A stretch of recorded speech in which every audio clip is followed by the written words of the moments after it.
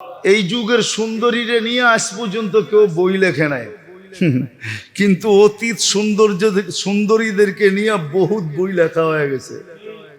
না লেখা হয় নাই? কি লেখা হয় নাই? সিরি কি এই যুগের? হ্যাঁ। ফরহাদ কি এই যুগের? হ্যাঁ। লায়লা কি এই যুগের? অতীতের সুন্দরীদেরকে নিয়ে অনেক কবিতা লেখা হয়ে গেছে। এই যুগের সুন্দরীদেরকে নিয়ে মানুষ কি কবিতা লিখবো? হ্যাঁ, কি আর বই লিখবো, কি আর অন্ধ আর ছন্দ লিখবো, ঠিক না? কি কি কন? হ্যাঁ, যারা না খুলতে কইলেও খুইলা বয়া থাকে।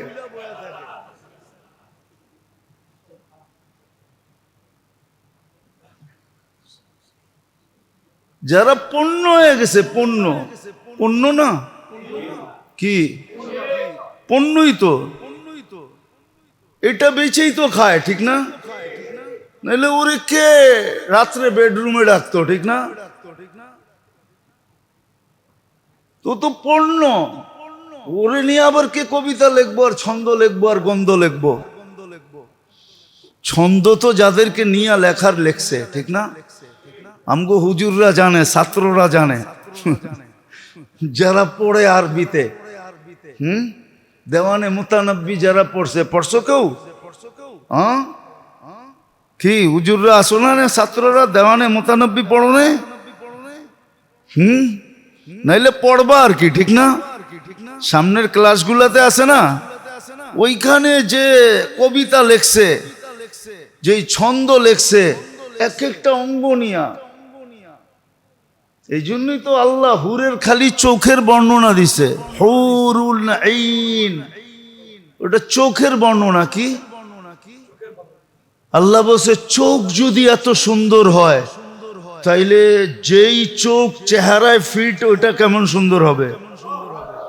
ওর দেহ কেমন সুন্দর? আল্লাহ রসুল হুরের বর্ণনা দিছেন থুতু দিয়া। কি দিয়া? লাউ বাজাগা সাবাতি আবহুর লাসারা আদবা। সাত সমুদ্রে থুতু দিলে পানিগুলা মধুর মতো মিষ্টি হবে। তারপরে বলছে, চোখ বন্ধ করে এবার একটু ভাব, ওই ঠোঁটটায় যদি তোর ঠোঁটে লাগে আর তুই যদি ওটারে যাইতা দইরা কিস দেস, তো কেমন মজা লাগবো। কিস মনে হয় বোঝেন না, ঠিক না? হ্যাঁ, কেমন মজা হবে।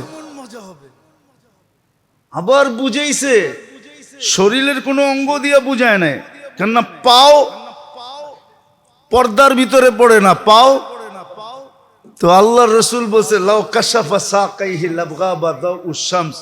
পাও খুলা দিলে সূর্য চিরদিনের জন্য আলো হারায় ফেলবে, চেহারা খুলা দিলে কি হবে? বলছে দাঁতের বর্ণনা দিছে, লাউ জাহিকা আলা দুনিয়া লা তানাওয়ারাতিদ দুনিয়া কুল্লা।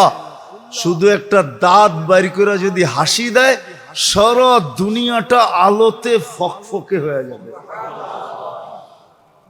তাইলে চেহারায় কি সৌন্দর্য, শরীরটায় কেমন সৌন্দর্য। বুড়ারা বাদ দেন, যুবকরা ভাবতে পারবো, ওই শরীরটা যখন খুলবে তোমার সামনে, তো কেমন হবে? মনে হয় বেহুশ হয়ে যেতে পারো। না না, বেহুশ হবে না।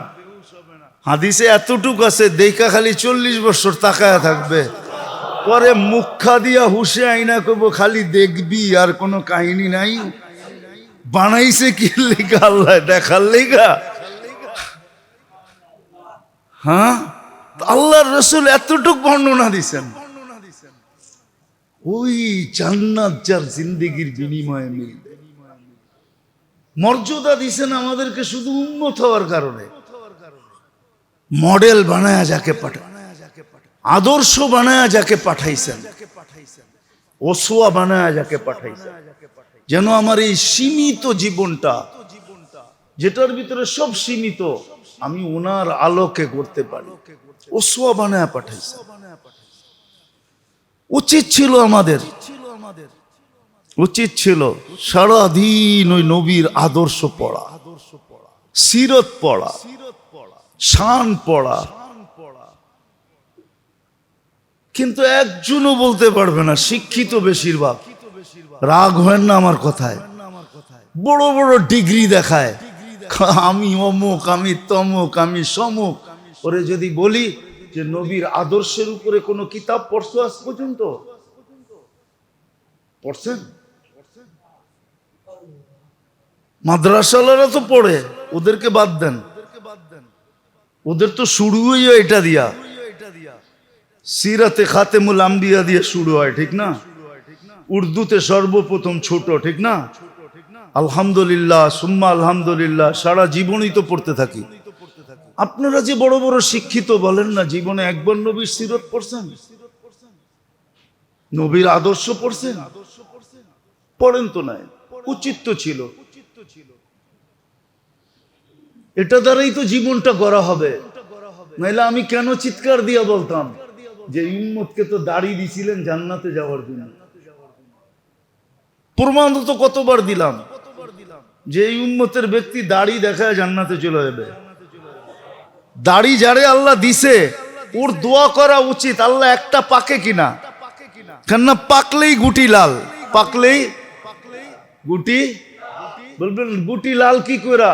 কেননা আল্লাহ নিজে বলতেছে ইন্নাল্লাহা লা ইস্তাহি যি শাইবাতিন, ওইখানে লেখা নাই পুরা দাড়ি পাকতে হবে, একটা পাকলেও। ইব্রাহিম আলাইহিস ইসলামের একটা পাক ছিল, সারা আলাইহিস ইসলাম বলতেছে ইব্রাহিম এটা আবার কি?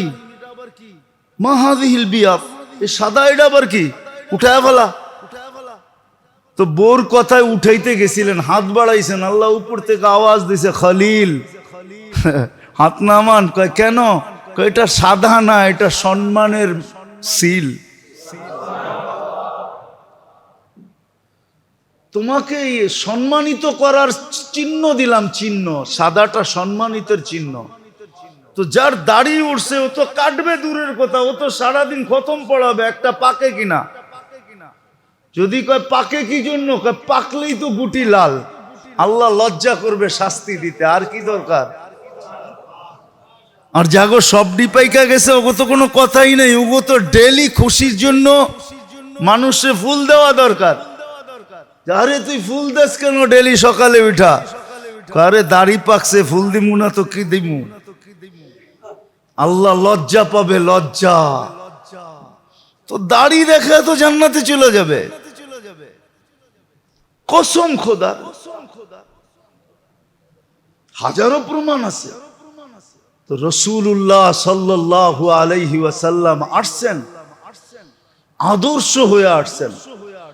কমসে কম এই মাসের ভিতরে আমাদের উচিত, আমি ছাত্রদেরকেও বলতেছি, আপনাদেরকেও বলতেছি, যেই কোনো একটা সিরতের কিতাব কিনেন, সবগুলা বাংলা হয়ে গেছে। সিরাতে খাতেমুল আম্বিয়া বাংলা হয়ে গেছে।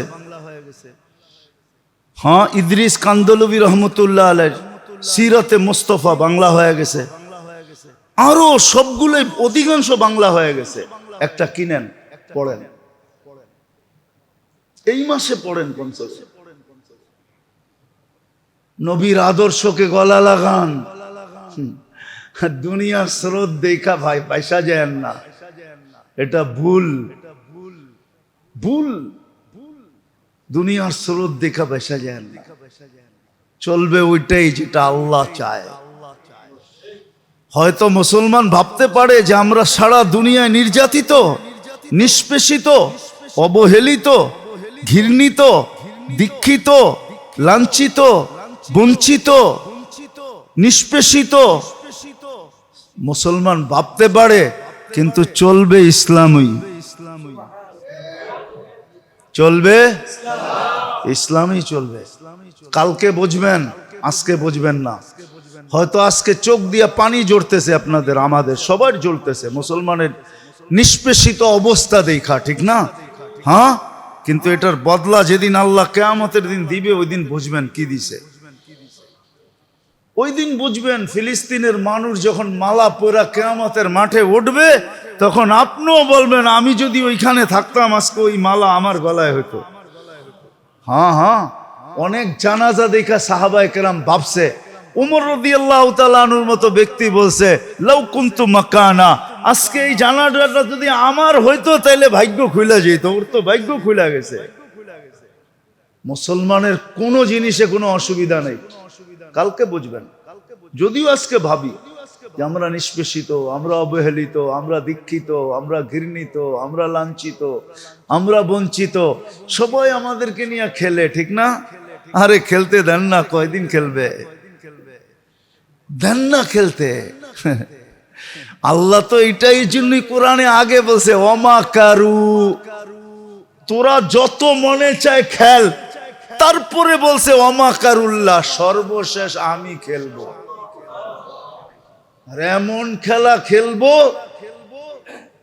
হ্যাঁ, 1 ঘন্টা পরে কি ঘটতেছে 1 ঘন্টা আগে দুনিয়ার কেউ বলতে পারবে না যে 1 ঘন্টা পরে কি ঘটতেছে। আল্লাহ তো বলছে আমরা শেষে খেলবো। আগে বলছে ওমা কারু, তোরা খেল। আরে ওইটা কোন কেন আগে কোন ওমা কারু, তোরা খেল, যত খেলতে পারিস খেল। হঠাৎ দেখবি ওমা কারুল্লাহ, আমরা খেলবো। বল থাকবে একটা, রান লাগবে 6টা, 1 বলে ছক্কা পিটায় দিব। বল থাকবে একটা, রান লাগবে কয়টা? 1 বলে পিটায় দিব। কয় বলে? 1 বলে পিটায় দিব। ওমা কারুল্লাহ, আল্লাহ 1 বলে পিটায় দিবে। এই জন্য আল্লাহ নিজেরটা শেষে বলছে। আজকে খেলুক না আমাদেরকে নিয়ে, কি আসে যায়? আমার তো দিলে কোনো ব্যথা কখনো হয় না, আমার তো বড় আরো ভালোই লাগে। খেল না। যেরকম কোরআন বলছে, লম্বা হয়ে যেতেছে, কোরআন বলতেছে, তাহলে হইতে পারে আগামী জুমা আপনার সাথে আমার দেখা হবেও না, আবার একটু বাহিরে যাব, আবার ফিরা আসলে বাইচা আবার দেখা হবে। তো যেটা বুঝাইতেছিলাম যে খেল না, কত খেলতে পারিস। আল্লাহ বলে সবার শেষে আমরা খেলবো। এই জন্য ওমা কারুল্লাহ বলছেন। তো যেটা বলতেছিলাম, আমার দিলে কোনো ব্যথা লাগে না। হ্যাঁ, কেননা কোরআন নিজে বলতেছে ইন তাসখারু মিন্না ফাইন্না নাসখারু মিনকুম কামা তাসখারুন। যত মনে চায় মজা উড়ে আলাও, একদিন আমরাও মিষ্টি বাইটা মজা লমু। একদিন আমরাও মজা লমু। তোমরা দুনিয়ায় মজা লইবা, আমরা আখেরাতে মজা লমু। আবার কোরআন বইলেও দিছে আল্লাহ স্টেজ বানাবে কিয়ামতের দিন, বানায় বসাবে, তারপরে আল্লাহ মজা নেওয়াবে। তারপরে আল্লাহ নিজে জিজ্ঞাসা করবে হাল সুফিবাল কুফারু মা কানু ইয়ামালুন, কি তোমার মন ঠান্ডা হইলো? তো কইলো আল্লাহ শুধু ঠান্ডা, মনে হয় বেশি দিয়া দিছেন। আল্লাহ বলে কিছুই হয় না, আরো দিমু, আরো দিব। এটা তো আমাদের সামনে। আজকে হয়তো আপনার মনেও লাগতে পারে যে মুসলমান নির্যাতিত, নিষ্পেষিত, হইতে দেন না, তাতে কি আসা যায়? বরং আমাদের জন্যই তো হাদিস এটা। কিয়ামতের দিন আল্লাহ নির্যাতিত মানুষের সামনে দাঁড়ায়া বলবে ইয়াতাযিরুহুম রাব্বুহুম। হাদিসের শব্দ ইয়াতাযিরুহুম রাব্বুহুম। এটার তর্জমা করা যাবে না। এতেজার মানে হলো, আমি তর্জমা করি নমনীয়। আল্লাহ নমনীয় হবে, অথচ এতেজারের অর্থ নমনীয় না। এতেজারের শব্দ আল্লাহর শানের, আল্লাহ ব্যবহার করছেন, কিন্তু আমরা ব্যবহার করতে পারবো না। ক্ষমা চাওয়া, একবারে ছোট হইয়া পায়ের কাছে বসা যাওয়া, আল্লাহর সামনে টানা। আল্লাহ নমনীয় ভাব প্রকাশ করবে এই নির্যাতিত উম্মতে মুহাম্মদের সামনে। দুনিয়ায় বহুত বুইগাইছো। একটা কাহিনী মনে পড়ে আর কি, সত্য, আমার সাথে ঘটছে। তো আমি সৌদি আরবে বসা ছিলাম, তো বাঙালিরা তো যেখানেই দেখে ওইখানেই মিডিয়ার যুগ। তো একটা আসিল, কিছু ছেলে থাকে না একটু দুষ্ট প্রকৃতির, মানে ওই দুষ্ট না, ও হাসতে হাসতে বলতেছে দূর হুজুর, আমগো বাংলাদেশি গো কোনো হিসাবই হইব না। ওই কেন?